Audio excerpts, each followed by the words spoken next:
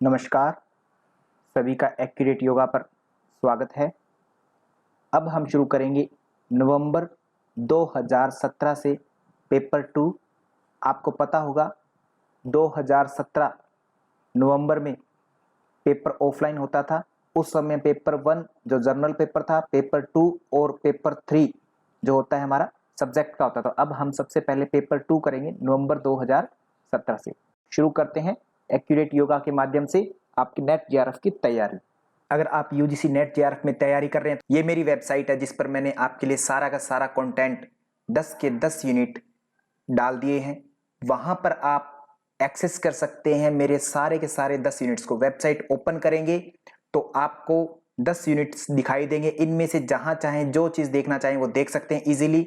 आप जैसे चाहें जब चाहें 24 घंटे कभी भी इनको एक्सेस कर सकते हैं। रिकॉर्डेड लेक्चर्स को एज ए नोट्स आगे पीछे करके देख सकते हैं। सबसे खास बात यह है कि इनमें आपको दिखाता रहेगा कि आपने कितना कर लिया है। ये देखिए जैसे ऑरेंज लाइन हो चुकी है तो ऑरेंज लाइन आपको बताएगी कि आपको कब करना है, आगे कब पढ़ना है और कितना रह चुका है आपका सिलेबस या आपने पूरा कवर कर लिया है। अगर आप इनको कर लेते हैं तो आपका 100% मैं मानता हूं नेट या जेआरएफ 100% दोस्तों पक्का हो जाएगा। तो सबसे पहला प्रश्न देखते हैं, भगवद गीता के किस श्लोक में समत्वम योग उच्चते का वर्णन हुआ है? भगवद गीता से है तो सिंपल दोस्तों आपको सभी को उत्तर पता होगा।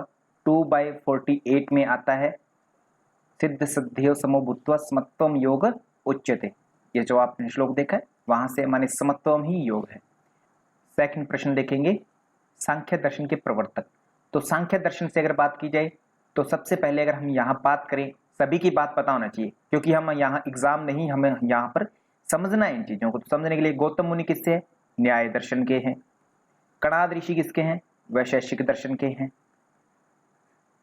जैमिनी किससे हैं? ये मीमांसा दर्शन से है। तो अब बात है कि एक बचा है तो आपका उत्तर आपको पता मिल गया होगा कि महर्षि कपिल जो है वो किससे है? सांख्य दर्शन से है। तो ये उत्तर आपका 2 हो जाएगा यहाँ पर। नेक्स्ट प्रश्न है, पतंजलि के अनुसार योगी का क्रम किस प्रकार होता है? तो ये दोस्तों आपको मैं कमेंट में आपके लिए छोड़ता हूं कि ये एक सूत्र जो है योग सूत्र में कहां से है। 4th अध्याय का मैं इतना बता देता हूं आपको चूज करना है कहां से है ये सूत्र, कहां से ये प्रश्न आया है।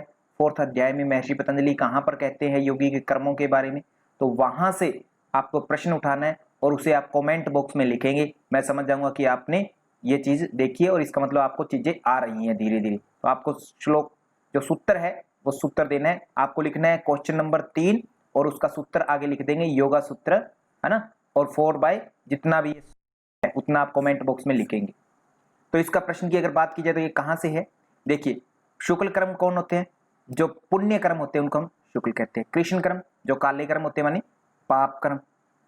और शुक्ल और कृष्ण जो पाप और पुण्य से मिश्रित होते हैं ये कौन करते हैं? हम जैसे सामान्य लोग ये करते रहते हैं तीनों प्रकार के कर्म। बट जो योगी होते हैं वो निष्काम कर्म करते हैं, माने ना तो उनको पुण्य लगता है ना ही उनको पाप की प्राप्ति होती है। तो दोनों से वंचित रहते हैं, माने दोनों से निष्प्रेह रहते हैं। निष्काम कर्म योगियों के कर्म जो होते हैं ये 3 नंबर के ऑप्शन हो जाएगा। कठोपनिषद में कितनी प्रधान नाड़ियों का वर्णन किया गया है? तो कितनी नाड़ियां हैं? 101 नाड़ियां हैं। 101 नाड़ियों में से बात की जाए तो उनमें से कहते हैं 100 नाड़ियां ऐसी है जो पुनर्जन्म करवाती हैं, आपको बार बार जन्म मरण करवाती हैं। और एक नाड़ी ऐसी है जिसके माध्यम से परम धाम को जाया जा सकता है, माने परम लक्ष्य जो है मुक्ति आदि प्राप्ति की जा सकती है। तो 101 नाड़ियां कुल बताई गई हैं, 100 और 1 101। आगे बात की जाए 5th नंबर क्वेश्चन की, निम्नलिखित में से किस आसन का वर्णन शिव संहिता में नहीं किया गया है? तो अब आपको इसको याद रखने के लिए मैंने आपको ट्रिक बताई हुई है। देखो, SSP क्या बोलते हैं? सिद्ध सिद्धांत पद्धति ये है। इसमें सिद्ध माने सिद्धासन, ये मैंने बताया हुआ है सिद्धासन। दूसरा S छोटा s होता है, सबसे पहले हम बड़ा S लिखते हैं बाद में छोटा s फिर छोटा p। तो दूसरे में क्या होगा? स्वस्तिकासन, ये आपको बताया है। तीसरे में पैसे पद्मासन। ये 3 आसन SSP में है, माने सिद्ध सिद्धांत पद्धति में है। और आपके शिव संहिता की एक विशेषता है, एक विशेष आसन है शिव संहिता की अगर बात की जाए तो ये तो 3 किसके हुए?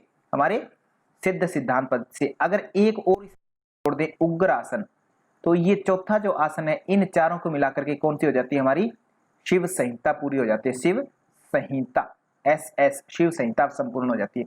तो इसके अनुसार अगर हम आसन यहाँ पर देखें तो शिव संहिता में कौन कौन से आसन है, यहाँ ध्यान से देखेंगे। सिद्धासन है शिव संहिता में, सिद्धासन है, हाँ जी बिल्कुल है, सिद्धासन है, तो सिद्धासन है, सिद्धासन तो यहाँ दिया नहीं हुआ, चलो ठीक है। स्वस्तिकासन है शिव संहिता में, स्वस्तिकासन है बिल्कुल शिव संहिता में है, हमें नहीं छाड़ना है, ध्यान देखना है ना। और क्या है, पद्मासन है शिव संहिता में, पद्मासन है बिल्कुल है। उग्रासन, उग्रासन है बिल्कुल है कौन सा नहीं, भद्रासन नहीं है। तो माने जो इसका सटीक उत्तर आपको देना है वो क्या हो जाएगा, भद्रासन आपका सटीक उत्तर हो जाएगा 5th नंबर क्वेश्चन का। इस क्वेश्चन के अनुसार देखना नहीं छाप पूछा है हमसे ना, तो इस प्रकार से उत्तर देना आना चाहिए। और उग्र आसन आपको पता होना चाहिए कि उग्र आसन किससे मिलता जुलता है, पश्चिमोत्तान आसन से, पश्चिमोत्तान आसन से। तो ध्यान रखेंगे शिव संहिता में कितने आसन है, शिव संहिता की बात की जाए तो शिव संहिता में 4 आसन है, सिद्धासन, स्वस्तिकासन, पद्मासन और उग्रासन, ये है शिव संहिता में।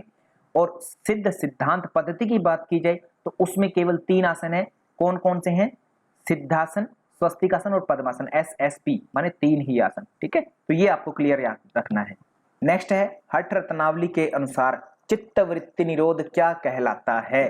तो चित्तवृत्ति निरोध आपको मैंने बताया था कि महायोग को कहा गया है, चित्तवृत्ति निरोध महायोग को कहा गया है हठ रत्नावली के अनुसार, आपको ये क्लियर होना चाहिए। और महायोग में वहां पर 4 योग भी बताए गए हैं, कौन कौन से हैं महायोग में 4 योग, तो है मंत्र योग, एक लय योग, एक हठ योग और एक राज योग, ये 4 महायोग में योग के प्रकार बताए गए। तो ये भी आपका प्रश्न बन जाता है हठ रत्नावली से। नेक्स्ट है वयस्क के लिए प्रोटीन की संस्तुत दैनिक मात्रा, एक नॉर्मल जो होता है वयस्क उसके लिए कितनी होती है, तो वयस्क के लिए 1 ग्राम प्रोटीन की आवश्यकता होती है पर किलोग्राम के पीछे। तो ध्यान रखना है अगर किसी व्यक्ति का जो शरीर का वजन 50 किलोग्राम है, 50 केजी है, तो उसे डेली प्रोटीन कितना चाहिए, 50 ग्राम प्रोटीन चाहिए उसे। अगर किसी का 60 किलो वजन है तो उसे डेली कितना चाहिए, लगभग ग्राम प्रोटीन चाहिए उसे डेली अपने वजन के। और बच्चों में प्रोटीन की आवश्यकता सबसे ज्यादा होती है, ये हम ध्यान रखेंगे, 2 ग्राम के आसपास पर किलोग्राम के पीछे हमें प्रोटीन चाहिए बच्चों के रूप में, किसको, चाइल्ड को। और अडल्ट्स की बात की जाए तो ये 1 ग्राम है अडल्ट्स की, है ना। तो हमसे यहाँ पर क्या पूछा है, हमसे यहाँ पर व्यस्क पूछा था, तो व्यस्क के लिए हमारा ऑप्शन नंबर 2 जो है वो एक्यूरेट होगा, ये वाला। और चाइल्ड की बात की जाए तो इन फ्यूचर अगर बच्चों के लिए आ जाए तो जब बच्चों के लिए याद रखना है आपको 2 ग्राम पर किलोग्राम के हिसाब से, माने किसी का अगर 10 किलो वजन है बच्चे का, है ना, क्योंकि बच्चों को ग्रोथ करनी होती है बहुत जल्दी, तो 10 किलो अगर वजन है बच्चे का तो उसे कितना प्रोटीन चाहिए, 20 ग्राम प्रोटीन चाहिए उसे, ये ध्यान रखना। 10 केजी के पीछे 20 ग्राम, माने पर केजी के पीछे 2 ग्राम प्रोटीन आपको चाहिए बच्चे के रूप में। तो ये आपको उत्तर जो है सही ढंग से क्लियर होना चाहिए दोस्तों, क्योंकि ये जो है मैं फिर बता देता हूं, बच्चों के लिए जो ग्रीन मैंने सिलेक्ट किया ये है बच्चों के लिए, और ये जो आपका प्रश्न का उत्तर था वो है अडल्ट्स, माने अडल्ट्स के लिए आपको पर केजी पर ग्राम प्रोटीन चाहिए, पर केजी पर ग्राम, 1 ग्राम पर केजी प्रोटीन चाहिए, ये आप ध्यान रखेंगे। नेक्स्ट है जीवित कोशिका की कौन सी संरचना आत्महत्या की थैली कही जाती है। इंग्लिश वाले विद्यार्थी यहीं से देख लेंगे, आसान है। सुसाइड बैग किसे कहा जाता है, सेल का। तो सुसाइड बैग की बात की जाए तो यहां पर हम सभी को देख ले, राइबोसोम्स आरएनए से भरपूर होते हैं, आरएनए का अर्थ है राइबो न्यूक्लिक एसिड, ये आपको पता है, राइबो एसिड माने एक तरह से प्रोटीन्स होते हैं। तो हम इसको क्या कहते हैं, 60% प्रोटीन जो है आपकी राइबोसोम्स में रहते हैं, माने प्रोटीन की फैक्ट्री बोलते हैं, फैक्ट्री, प्रोटीन फैक्ट्री किसे कहते हैं, राइबोसोम्स को कहते हैं, ये आपको पता होगा। तो ये प्रश्न तो नहीं होगा सुसाइड बैग के रूप में, राइबोसोम्स नहीं है। गोल्गी अपैरेटस की बात की जाए तो ये क्या करते हैं, वाहक का काम करते हैं। वाहक माने जो हमारी एंडोप्लाज्मिक रेटिकुलम जो सिक्रेट करती हैं, HCl वगैरह का सिक्रेशन करती है, तो और या वेस्टेज प्रोडक्ट होते हैं सेल के अंदर बनने वाले, वेस्टेज को बाहर तक छोड़ के आते हैं, बाहर तक माने हमारी जो सेल मेम्ब्रेन होती है वहां तक कैरी करते हैं, तो ये भी नहीं है। सेंट्रोसोम्स की बात की जाए, सेंटर माने सेंट्रोसोम्स जो होते हैं ये हमारे सेल को डिवाइड करवाते हैं, सेल डिवीजन में पार्टिसिपेट करवाते होते हैं। सेल डिवीजन की बात करें तो सेल डिवाइड करवाते हैं, सेल एक सेल से 2 सेल बनती है, वहां पर हमारे सेंट्रोसोम्स काम आते हैं। माने किसकी सहायता से करते हैं, सेंट्रियोल्स की सहायता से मदद करते हैं, सेंट्रियोल्स की सहायता से हमारे सेल डिवीजन में पार्टिसिपेट करते हैं। माने अब इसमें अगर देखा जाए तो हमें सही उत्तर क्या मिलेगा, लाइसोसोम होना चाहिए, माने तीनों तो अलग अलग चीज के हैं।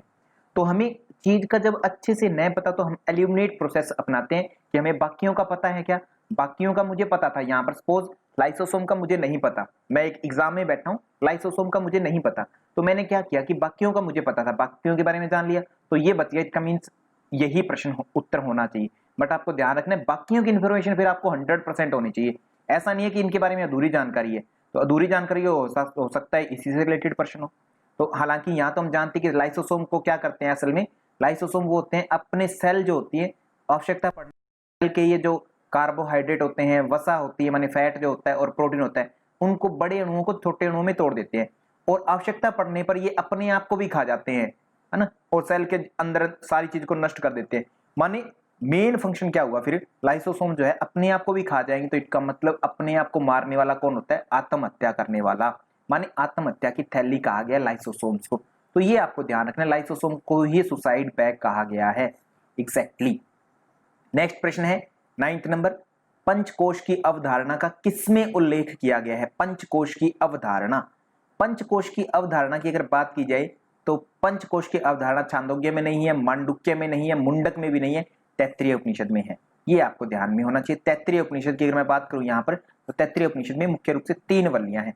कौन कौन सी है, पहली शिक्षा वल्ली है, दूसरी ब्रह्मानंद वल्ली है जिसको आनंद वल्ली भी जानते हैं हम नाम से, ब्रह्मानंद वल्ली। तीसरी बात करें तो भृगुवल्ली है, भृगुवल्ली। तो ब्रह्मानंद वल्ली और भृगुवल्ली में पंचकोशों के बारे में थोड़ा विस्तार से बताया गया हमें, ये हमें पता है। आगे अगर हम बात करें 10th नंबर क्वेश्चन की, मनोविज्ञान किसका वैज्ञानिक अध्ययन है। मनोविज्ञान की बात की जाए तो किसका वैज्ञानिक अध्ययन है, तो आपको ये पता होना चाहिए कि मनोविज्ञान के बारे में कहा जाता है कि सबसे पहले इसे आत्मा का विज्ञान माना जाता था, परंतु कहा गया कि सबसे पहले इसने अपनी आत्मा खोई, फिर इसको क्या माना जाने लगा, मन का विज्ञान माने जाने लगा कि मन का विज्ञान है, फिर इसने मन खो दिया अपना, फिर इसको कहा गया कि ये तो केवल चेतना का विज्ञान है, चेतना भी खो दी। अंत में इसको कहा गया कि मनोविज्ञान तो है जो व्यवहारों का निरीक्षण करता है, माने व्यवहारों पर अध्ययन करता है। व्यवहार किसके, पशु हो चाहे मनुष्य हो, सबके व्यवहारों की विवेचना करना मनोविज्ञान के। माने इसको क्या माना जाता है, आज वर्तमान की जो भाषा है उसमें कहा जाता है मानव व्यवहार और मानसिक प्रक्रिया का जो वैज्ञानिक अध्ययन है उसको क्या बोलते हैं, मनोविज्ञान। ये आपको अच्छे से क्लियर होना चाहिए। तो 3 नंबर हमारा उत्तर यहाँ ठीक हो जाएगा। नेक्स्ट प्रश्न देखते हैं, आयुर्वेद के अनुसार जीवन के स्तंभ हैं, तो जीवन के 3 स्तंभ हैं दोस्तों, आहार निद्रा ब्रह्मचर्य इति उपस्तंभ जीवन के। अब आपको मैं सिर्फ बता देता हूं बाकी के क्या है। तो सत्य रज और तम की अगर हम बात करें, सत्य रज तम की, जो ये क्या है, त्रिगुण है, तो ये तो नहीं हो सकते उपस्तंभ, ये तो प्रकृति के त्रिगुण हो गए जिसके कारण प्रकृति त्रिगुणात्मक है। धर्म अर्थ काम और मोक्ष इनको मिला लिया जाए तो ये क्या है, पुरुषार्थ चतुष्टय। इनके बारे में पता होना चाहिए, कल को प्रश्न आ सकता है पुरुषार्थ चतुष्टय कौन से है, तो ये पुरुषार्थ चतुष्टय है, ये भी आपको क्लियर हो गया। और बात कीजिए वात पित्त कफ, तो ये क्या है, त्रिदोष है। माने उपस्तंभ जो है कौन होंगे फिर जीवन के उपस्तंभ, आपकी बात की जाए तो ये हो जाते हैं आपके आहार निद्रा ब्रह्मचर्य इति उपस्तंभ। आयुर्वेद के अनुसार जीवन के 3 स्तंभ हो जाते हैं, तो आहार निद्रा ब्रह्मचर्य जीवन, मान जीवन पर्यंत आपके 3 स्तंभ ये हैं। और ये तो हमारे त्रिदोष हो गए, तो ये आपको पता होना चाहिए दोनों में भेद क्या है। तो अपना प्रश्न का उत्तर एग्जैक्ट बात की जाए तो 4th नंबर उत्तर अपना बिल्कुल ठीक होगा, ये ध्यान रखेंगे। नेक्स्ट है 12th नंबर प्रश्न। 12th की बात की जाए तो योग शिक्षा के उद्देश्य का केंद्र क्या है। माने योग शिक्षा किसी को हम देते हैं तो उसका उद्देश्य जो है, उसके मूल में क्या चीज होती है, क्या उसमें केवल ज्ञान देना चाहते हैं किसी को, या केवल शक्ति विकसित करना चाहते हैं, या केवल सामाजिक संबंध। नहीं, योग का मकसद जो है, उद्देश्य जो है, इसके मूल में हमेशा ये रहता है कि सर्वांगीण विकास हो, चहुमुखी विकास हो, व्यक्ति का संपूर्ण विकास। सर्वांगीण मतलब ऑल टोटली, हर तरीके से उसका विकास हो, बुद्धि के स्तर पर भी, शारीरिक स्तर पर भी, मानसिक स्तर पर भी, आध्यात्मिक स्तर पर भी, और भी जो भी जीवन के नए नए आयाम हैं उनमें हर तरीके से विकास हो, सर्वांगीण विकास। सभी अंगों का, जीवन के जितने भी अंग है, भिन्न भिन्न रिश्तों में, नातों में, मित्रों में, व्यवहार में, हर तरीके से विकास करना योग का मुख्य उद्देश्य है। कोई एक एरिया नहीं है कि केवल शक्ति को दूर बढ़ाएगा, या केवल और केवल सामाजिक संबंध बनाएगा अच्छे, या केवल ज्ञान प्रदान करेगा, या केवल हेल्थ को केंद्रित करता है। नहीं, जीवन में योग का उद्देश्य है सब कुछ, माने सर्वांगीण विकास करना। नेक्स्ट है, कपालभाति के लिए कौन सा कथन सही है, सही वाला ढूंढना है अपने को। अब यहां पर अगर हम ऑप्शन देखें तो सबसे पहले क्या है, प्रश्वास क्रिया। प्रश्वास का अर्थ पता होना चाहिए पूरक करना, माने श्वास को लेना, श्वास लेना, इनहेल को हम बोलते हैं कि क्या केवल हम कपालभाति में इनहेल करते हैं, रोंग, केवल इनहेल नहीं करते, श्वास को छोड़ते भी, हमें पता है। निश्वास निष्क्रिय है, निश्वास माने छोड़ना मना है, छोड़ते तो हैं, ये तो बिल्कुल गलत है, ये तो हो ही नहीं सकता, है ना। छोड़ना मना तो नहीं है कपालभाति में, हम छोड़ते हैं श्वास को। प्रश्वास निष्क्रिय है, माने श्वास लेना नहीं है, कभी भी श्वास नहीं लेते हम। क्या ऐसा है? श्वास नहीं लेते, ये भी थोड़ा गलत लग रहा है हमें, है ना? ऐसा भी नहीं है, क्योंकि श्वास छोड़ना है तो लेना भी है उससे पहले। प्रश्वास और निश्वास दोनों सक्रिय है, माने प्रश्वास माने श्वास अंदर लेना पूरक और रेचक, है ना? निश्वास माने श्वास को निकालना, निश्वास निकाल देना श्वास को। तो दोनों सक्रिय माने एक्टिव हैं, दोनों करते हैं क्या हम क्रिया? हाँ बिल्कुल, दोनों क्रियाएं एक्टिव रहती है कपालभाति। रेच पूर्व संसभ्रमो, हठ प्रदीपिका में जब आप श्लोक देखते हैं कपालभाति से रिलेटेड षटक्रम से, तो वहां पर आपको पता चलता है कि प्रश्वास रेचक और पूरक, रेच वस्त्रावल लोहार कस्य रेच पूर्व संसभ्रमो, माने रेचक और पूरक दोनों के दोनों क्रियाएं आपको करनी है। हठ प्रदीपिका हो या कोई भी ग्रंथ हो, वहां पर दोनों क्रियाएं आपको करवाई जाती है। हालांकि हम व्यवहार में जब कहते हैं तो कहते हैं कि कपालभाति प्राणायाम में कहते हैं हमारी श्वास को बार बार बाहर छोड़ना है, बाहर छोड़ना है, आपको अंदर नहीं लेना है। व्यवहार में हम कपालभाति को प्राणायाम कहते हैं, परंतु ग्रंथों की भाषा में कपालभाति क्या है ये भी पता होना चाहिए। तो ये ध्यान रखना है मेरे प्रिय विद्यार्थियों। षटक्रम है एक कपालभाति, षट क्रियाओं में से एक है, शुद्धि क्रियाओं के रूप में है ये शुद्धि क्रिया। ये प्राणायाम नहीं है कपालभाति, ये आपको अच्छे से क्लियर होना चाहिए ग्रंथों के हिसाब से, क्योंकि आप भविष्य के असिस्टेंट प्रोफेसर हैं, तो इसीलिए आपको क्लियर एक्यूरेट योगा के माध्यम से एक्यूरेट जानकारी होना बहुत ज्यादा आवश्यक है। महर्षि पतंजलि के अनुसार समाधि सिद्धि की विधि है। समाधि सिद्धि किस किस से होती है? हमें पता है कि अभ्यास वैराग्य से होती है, बिल्कुल होती है अभ्यास वैराग्य से। दो ऑप्शन छांटने हैं। और क्या है? समाधि सिद्धि ईश्वर प्रणिधानात, ये भी हमें पता है, इससे होती है समाधि सिद्धि। तो ये दो हमारे अंग है महत्वपूर्ण, बी और सी। प्रत्याहार से कोई समाधि सिद्धि नहीं होती, इससे इंद्रियों पर नियंत्रण होता है, इंद्रियों पर नियंत्रण होता है, बस इंद्रिय वश में होती है ना? ये होता है। प्राणायाम से क्या होता है? मन में धारणा की शक्ति आती है, धारणा की शक्ति आती है, और प्रकाश जो होता है, अंधकार होता है उसका क्षीण होता है, प्रकाश आता है, मतलब तत्क्षीयते प्रकाश आवरण, प्रकाश का आवरण जो होता है वो दूर हो जाता है ना? आवरण दूर होता है इससे। तो ये ए और बी, डी नहीं है, तो उत्तर क्या होंगे आपका? बी जहां पर है, बी और सी मुझे दिखा है दो ऑप्शन में, तो मेरा दो ऑप्शन यहाँ पर बिल्कुल ठीक हो जाएगा बिना देख के। ये हो गया क्लियर, योग सूत्र का प्रश्न था। नेक्स्ट प्रश्न अगर हम देखें 15 नंबर प्रश्न, तो 15 में अगर आप देखते हैं, निम्नलिखित में से किन मौसमों में नए योगाभ्यासियों को योगाभ्यास शुरू करना चाहिए? नया योगाभ्यास माने प्रारंभिक साधक जो है उनको कब शुरू करना चाहिए? तो ये कहां से है प्रश्न? सबसे पहले तो ये बता देता हूं कि गेरंट संहिता से है ये प्रश्न, है ना? जहां पर स्थान काल के अंतर्गत, काल के अंतर्गत ये चर्चा की गई है कि कौन सा काल मतलब समय उचित है योगाभ्यास प्रारंभ करने के लिए। यहाँ पर एक बात और जान लेनी है दोस्तों, योगाभ्यास प्रारंभ करने के लिए ये बताया समय, जो योगाभ्यास रेगुलरली करते हैं, रेगुलरली उनके लिए कोई ये समय नहीं होता कि कब करना है कब नहीं करना, वो रेगुलर करते रहे अपना। बट जो स्टार्टिंग में नया अभ्यास शुरू करते हैं, जिनके शरीर में विकृतियां ज्यादा है ना, तो बीमारी हो सकती है अन्य ऋतुओं में शुरू करने से, इसलिए उनके लिए दो खास ऋतुएं बताई जाती है, बसंत और शरद, ये दो ऋतुएं स्पेशल बताई जाती है। तो कौन कौन सी हुई? बी और आपका डी हुआ। बी और डी कहां पर होगा? बसंत और शरद यहां पर है। बाकी किसी ऋतु में अगर आप अभ्यास शुरू करेंगे तो उसमें आपको रोग आ जाते हैं, इसलिए आपके लिए उचित जो है केवल ये दो ही ऋतुएं बताई गई है गेरंट संहिता में। Thank you so much. अगर आप लोगों को ये वीडियो या एक्सप्लेनेशन अच्छी लगी हो तो एक लाइक अंगूठा अपने ऊपर की तरफ दबा दीजिएगा, ताकि मेरे अंदर जोश आए कि मैं कोई काम कर रहा हूं तो सभी के लिए अच्छा कर रहा हूं और सभी को पसंद आ रहा है, और इसको और बेहतर बनाने की कोशिश की जाए। उसके लिए आप मुझे सजेशन दे सकते हैं अपनी कि क्या इसके लिए हम बेहतर बना सकते हैं इसमें, तो सभी के सुझाव आमंत्रित हैं। अगर आप हमारी लाइव क्लासेस रेगुलर और ऑफलाइन रिकॉर्डेड 10 यूनिट चाहते हैं तो आप मुझे कॉल कर सकते हैं, ऊपर नंबर दिया गया है आपको, और आप मुझे व्हाट्सएप कर सकते हैं, ईमेल कर सकते हैं, फेसबुक पर फॉलो कर सकते हैं, जैसे चाहिए वैसे कर सकते हैं, परंतु आप अपना नेट या जेआरएफ जरूर क्रैक करिए, तो पढ़ना जरूरी है। Thank you so much.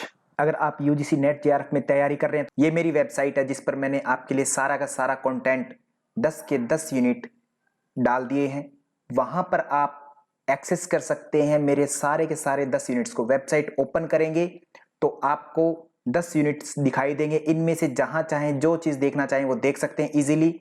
आप जैसे चाहें जब चाहें 24 घंटे कभी भी इनको एक्सेस कर सकते हैं, रिकॉर्डेड लेक्चर्स को एज ए नोट्स आगे पीछे करके देख सकते हैं। सबसे खास बात यह है कि इनमें आपको दिखाता रहेगा कि आपने कितना कर लिया है। ये देखिए जैसे ऑरेंज लाइन हो चुकी है, तो ऑरेंज लाइन आपको बताएगी कि आपको कब करना है, आगे कब पढ़ना है और कितना रह चुका है आपका सिलेबस या आपने पूरा कवर कर लिया है। अगर आप इनको कर लेते हैं तो आपका 100% मैं मानता हूं नेट या जेआरएफ 100% दोस्तों पक्का हो जाएगा।